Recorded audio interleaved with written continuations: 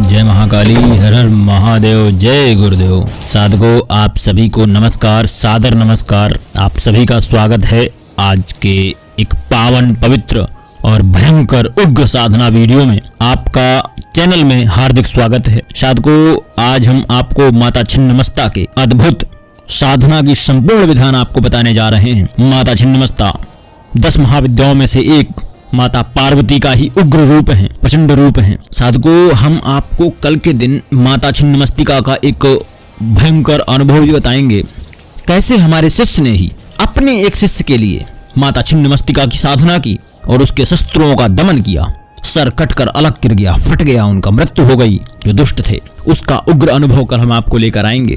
आज हम इनकी संपूर्ण साधना विधि आपके समक्ष लेकर आए हैं। देखिए, हम शुरू करते हैं। छिन्नमस्ता शब्द 2 शब्दों के योग से बना है। प्रथम छिन्न और द्वितीय मस्ता। इन दोनों शब्दों का अर्थ है छिन्न यानी अलग या पृथक, तथा मस्ता अर्थात मस्तक। इस प्रकार जिनका मस्तक देह से पृथक है वह छिन्नमस्ता कहलाती हैं। देवी अपने मस्तक को अपने ही हाथों से काटकर अपने हाथों में धारण करती हैं तथा प्रचंड चंडिका जैसे अन्य नामों से भी जानी जाती हैं। मार्कंडेय पुराण, शिव पुराण, देवी भागवत आदि में देवी के इस रूप का विस्तार से वर्णन किया गया है। इनके अनुसार जब देवी ने चंडी का रूप धरकर राक्षसों से संहार किया था, राक्षसों का वध किया था, दैत्यों को परास्त करके देवों को विजय दिलाई थी, तो चारों ओर उनका जयघोष होने लगा था।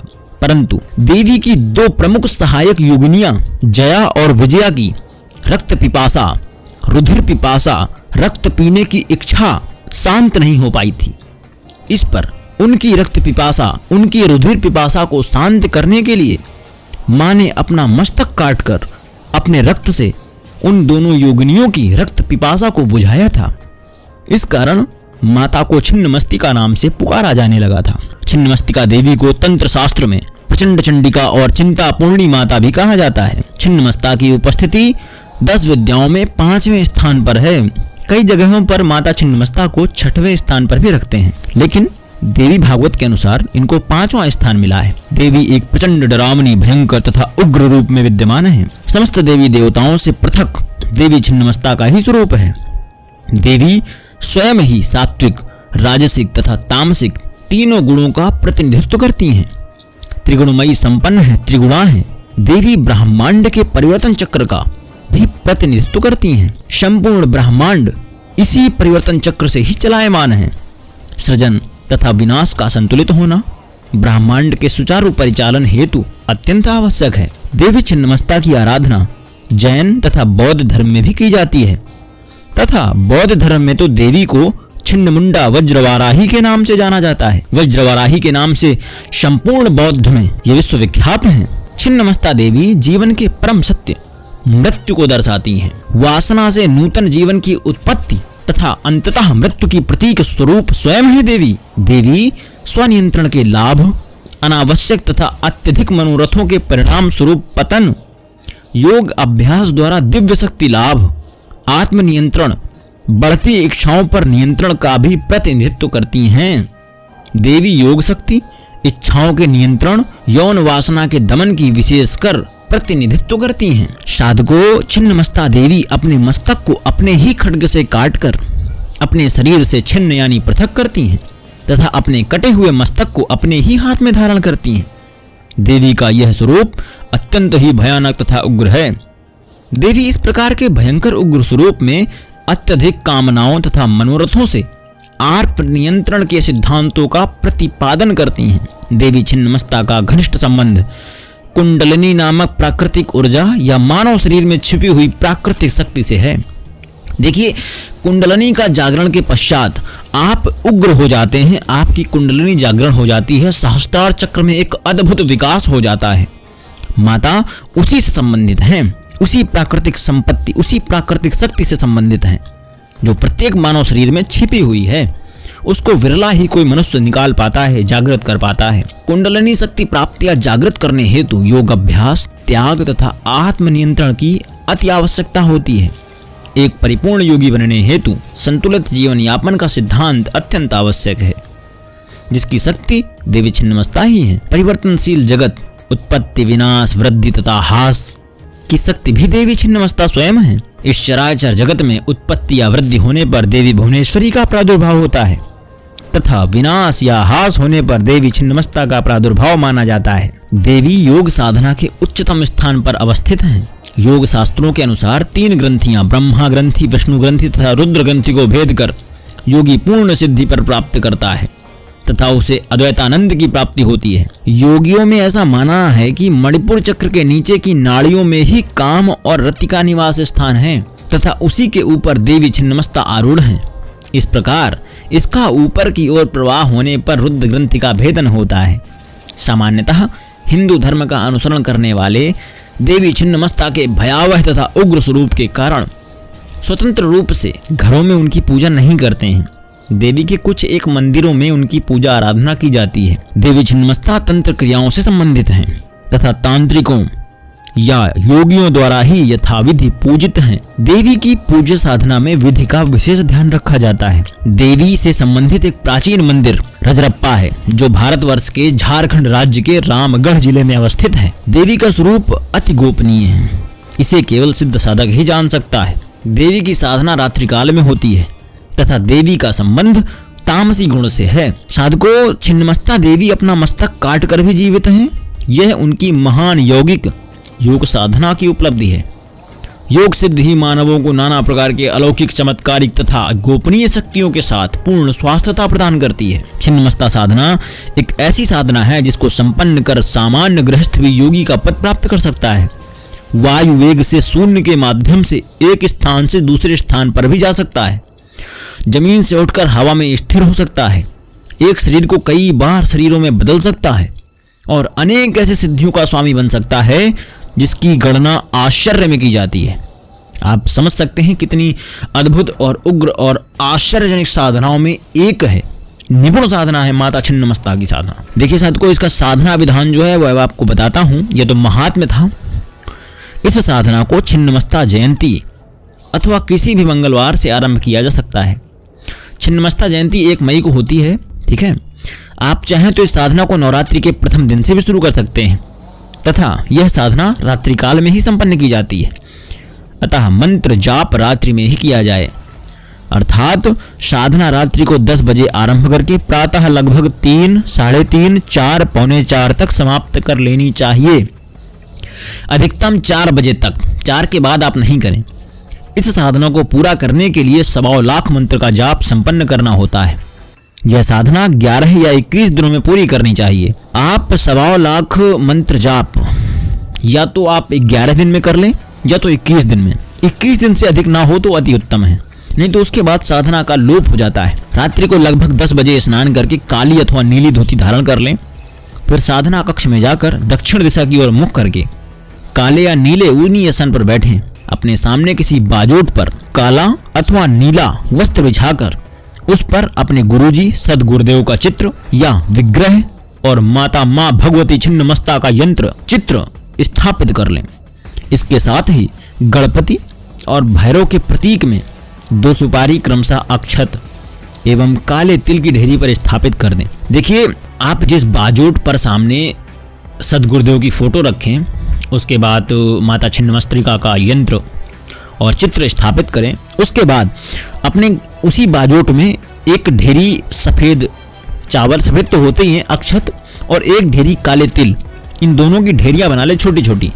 एक और दोनों में सुपारी रख दें। एक है गणेश जी का प्रतीक और एक है भैरव का प्रतीक, क्षेत्रपाल का प्रतीक। ठीक है, अब सबसे पहले साधक शुद्ध घी का दीपक प्रज्वलित कर धूप दीप करे, अगरबत्ती भी लगा दे।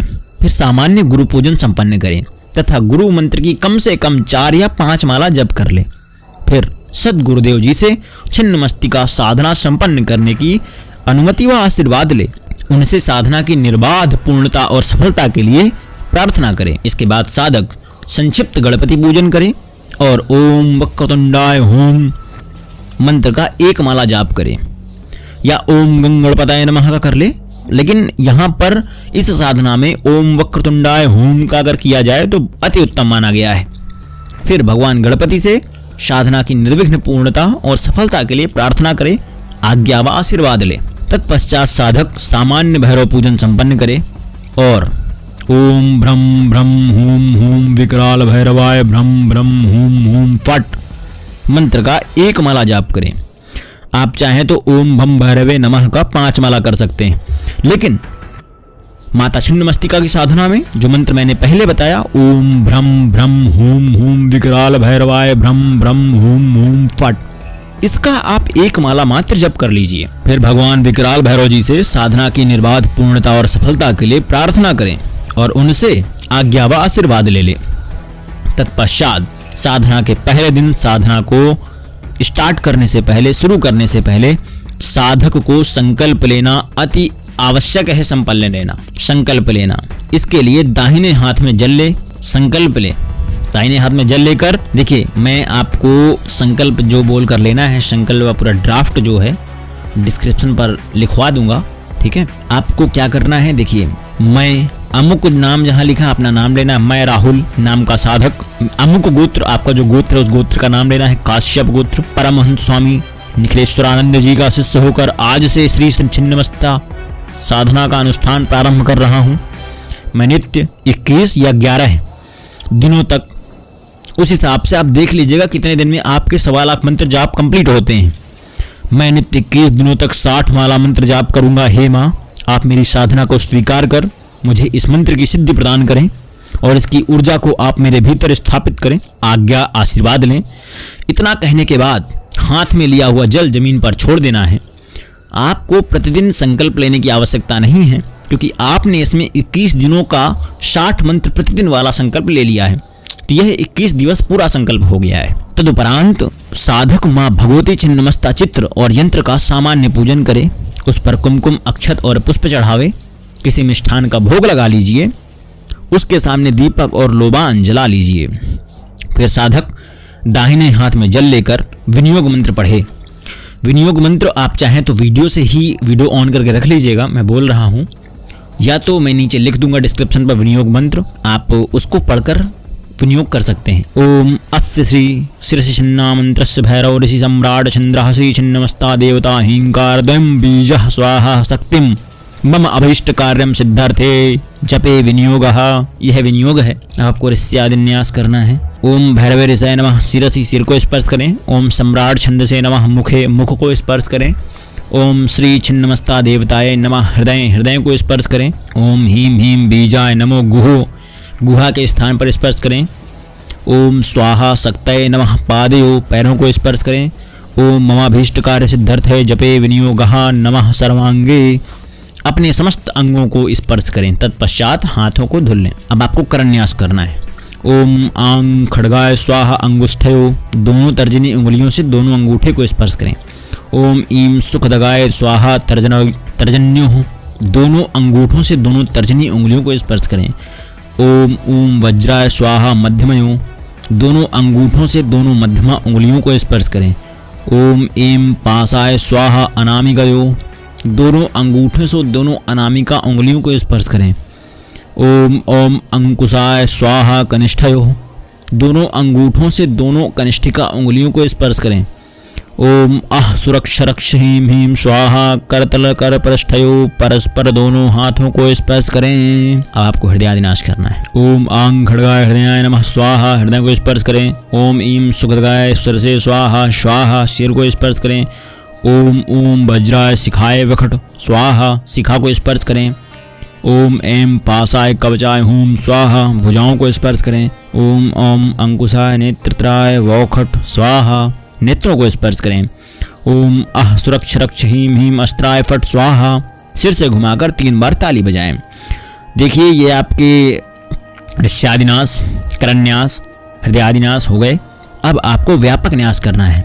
ओम श्रीं ह्रीं ह्रीं क्लीं ऐं वज्रवेरोचनीये ह्रीं ह्रीं फट् स्वाहा मस्तकादिपादपर्यन्तम्। ओम श्रीं ह्रीं ह्रीं क्लीं ऐं वज्रवेरोचनीये ह्रीं ह्रीं फट् स्वाहा पदादिमस्तकान्तम्। इससे 3 बार न्यास करें। इसके बाद आप हाथ जोड़कर माता छिन्नमस्तिका का ध्यान करना है। ओम भास्वन मंडल मध्यगाम निज शिरच्छिन्नं विकीर्णालगलम स्फारस्यं प्रविधवल्लासुरधैर्यं भामे करे विभ्रतिं या भास्करिमघोरपरिगतां साख्यो निजैडाकिनी वर्णिन्यो परिदृश्य मोदकलितां श्री छिन्नमस्तां भजे। ध्यान करने के पश्चात आपको साधक को भगवती छिन्नमस्ता के मूल मंत्र का रुद्राक्ष माला से 60 माला जाप करना है। मूल मंत्र क्या है? ओम श्रीं ह्रीं ह्रीं क्लीं ऐं वज्रवैरोचनीये ह्रीं ह्रीं फट् स्वाहा। यह मूल मंत्र है। मूल मंत्र आपको समस्त मंत्र डिस्क्रिप्शन पर मिल जाएंगे, ठीक है। मंत्र जाप के उपरांत साधक जब आपका प्रतिदिन का 21 माला जाप कंप्लीट हो जाए, हाथ जोड़कर माता को प्रणाम करना है। उनसे बोलना है कि हे माता, जैसा मैं कर सकता था वैसा मैंने किया, जो भी मैंने अपनी तरफ से कोई भी गलती नहीं होने दी है, फिर भी मैं क्षमा प्रार्थी हूँ, बालक हूँ, आपकी यथातथा पूजा नहीं कर सकता हूँ, ऐसा कहकर माता को प्रणाम करना है।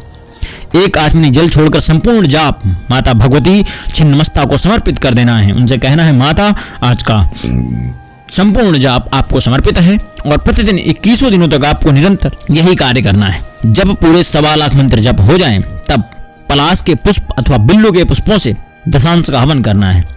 ऐसा करने से साधना सिद्ध हो जाती है। दशांश मतलब 1.25 लाख जैसे हो गया, ठीक है।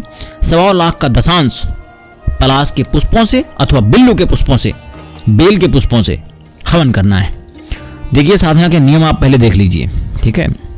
ब्रह्मचर्य व्रत का कठोरता से पालन करना है। एक समय फलाहार लेना है, अन्न लेना बिल्कुल वर्जित है, अन्न नहीं लेना है आपको। मंत्र जाप समाप्ति के बाद उसी स्थान पर सो जाना है। रात्रि में 4 बजे जब आप मंत्र स्टॉप करेंगे, तब साधना काल में साधक अन्य कोई कार्य, नौकरी, व्यापार आदि नहीं करेगा। माता का भजन करेगा, माता का ध्यान करेगा और साधना करेगा। छिन्नमस्ता साधना सौम्य साधना है। आज के भौतिक युग में इस साधना की नितांत आवश्यकता है। इस साधना के द्वारा साधक जहाँ पूर्ण भौतिक सुख प्राप्त कर सकता है, वहीं वह आध्यात्मिक क्षेत्र में भी पूर्णतः प्राप्त करने में समर्थ होता है। साधक कई साधनाओं में स्वतः सफलता प्राप्त कर लेता है और इस साधना के साथ कई जन्मों के पाप कटकर वह खुद को निर्मल कर लेता है। यह साधना अत्यधिक सरल, उपयोगी और आश्चर्यजनक सफलता देने में समर्थ है। आपकी साधना सफल हो, माँ भगवती छिन्नमस्ता का आपको आशीष प्राप्त हो, मैं सद्गुरु भगवान जी से ऐसी प्रार्थना करता हूँ। इसी कामना के साथ आप सभी को जय महाकाली, हर हर महादेव, जय गुरुदेव।